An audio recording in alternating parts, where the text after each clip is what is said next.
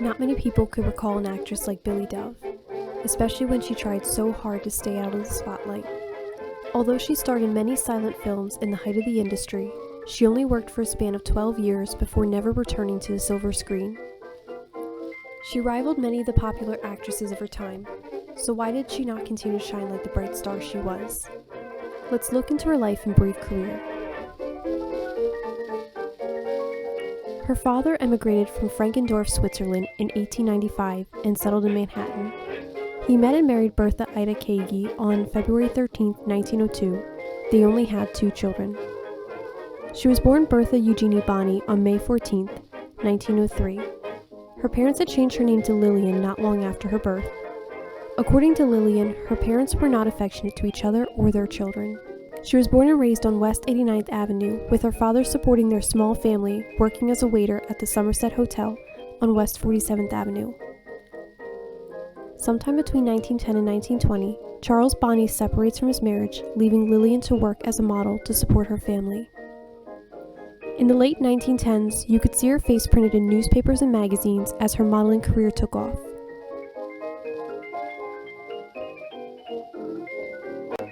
She was determined to break into the film industry, and in 1918, she was used as an extra in the film Joan of Plattsburgh.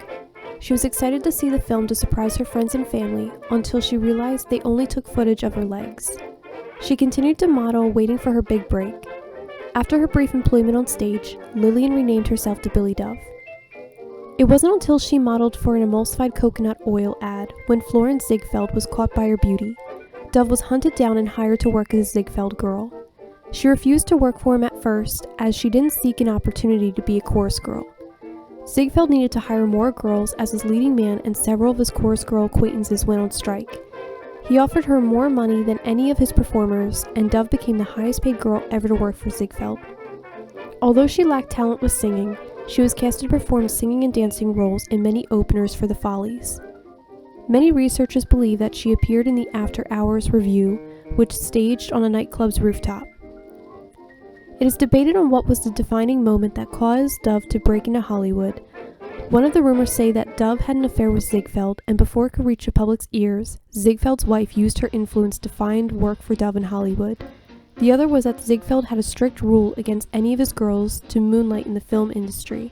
Dove had an opportunity to make substantial roles in movies, so she broke her contract with Ziegfeld and signed a contract with Metro.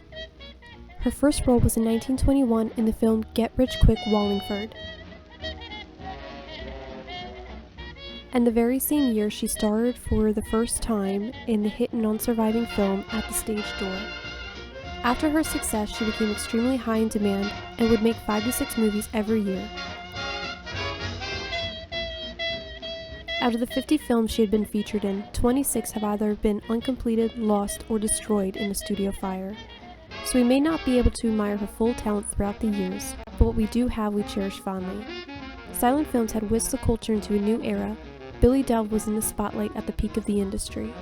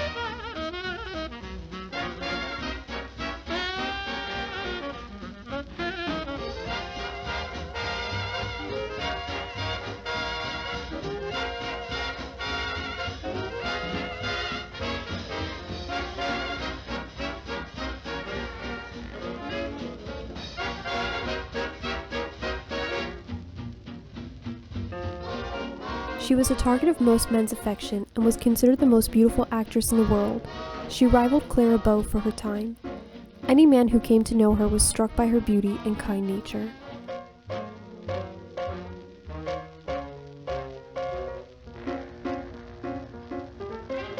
In 1923, she met her future husband, Irvin Willett, who was a well-known director, and met her on the set of her second film. Dove claims that on their way back from shooting a scene in the San Francisco Bay, Willett asked Dove to marry him nearly 1,000,000 times. Dove finally said yes to get him to stop asking. During her engagement to him, she was starring in the film The Madness of Youth alongside John Gilbert, who was considered a great lover on set. He had asked her to marry him, to which Dove accepted, but she was not serious to accept his proposal. She never married actors, and when Gilbert rekindled his relationship with his wife, Dove did not show any interest. Later that year, she married Willett. The marriage was considered fine, but didn't have all the passion that Dove expected. They were both too busy to work on having a relationship. With Dove's ever-growing career, she never stopped to take a break. In 1926, she was the first actress to be screen-tested in Technicolor feature when she starred in The Black Pirate alongside Douglas Fairbanks. This was one of her more well-known movies, but she wasn't considered at first. There was talk of the director using a non-professional, but he was so impressed with the way her flawless complexion photographed in color that he gave her the part. "All I did was stand around and look scared," she said, "but it was a good picture, really good. The color in it was so beautiful, every scene was a work of art."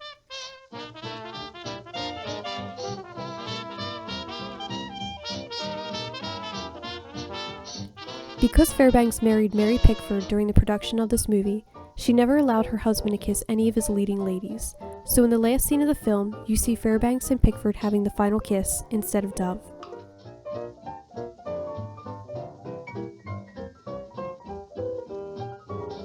In later years, her marriage became very unstable, and they had constant fights.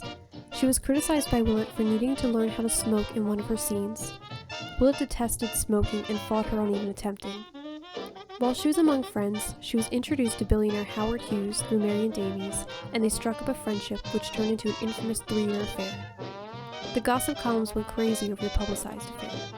Because of Willett's control, Dove wasn't able to end her marriage. Hughes stepped in and had offered $325,000 to Willett to divorce Dove so he could be free to marry her. Willett in turn took the money. Dove recalls feeling like she was bought and sold. Dove and Willett divorced in 1929, but Billie ended the engagement with Hughes before they could marry, but their affair still continued. Hughes, who was a budding director at the time, went as far as buying Dove's contract from First National Pictures in an attempt to persuade her to marry him.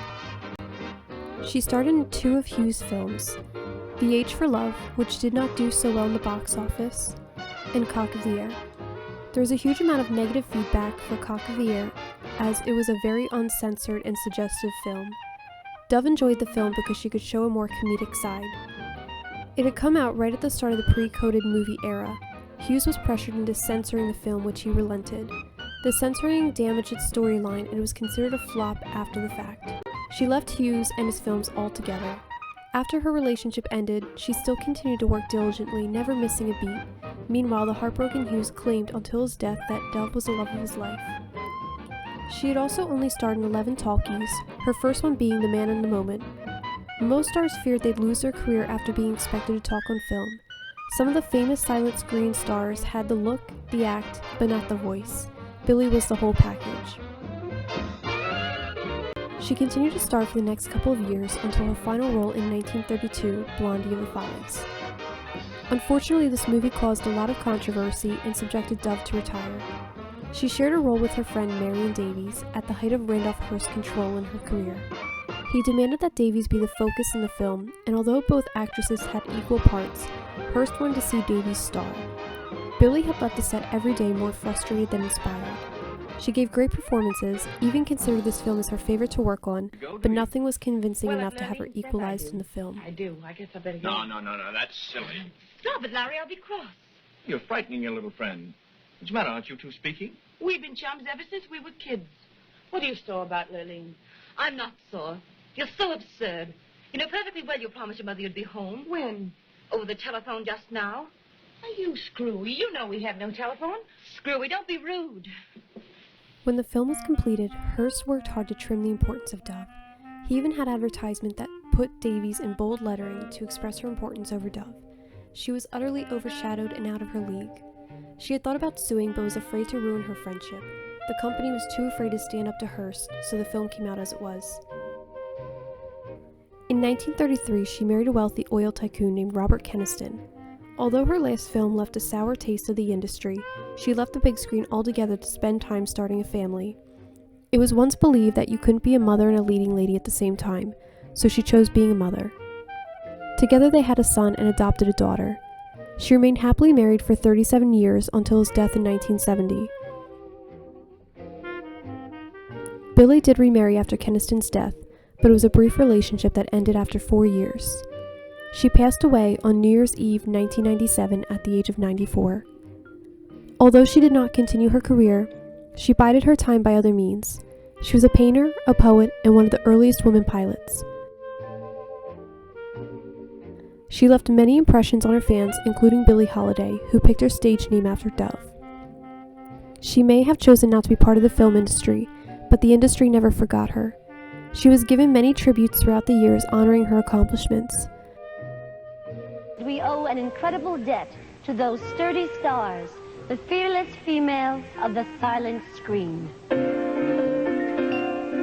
Back in the 20s, if you asked any man who was the most beautiful girl in the world, chances are he would have said Billie Dove.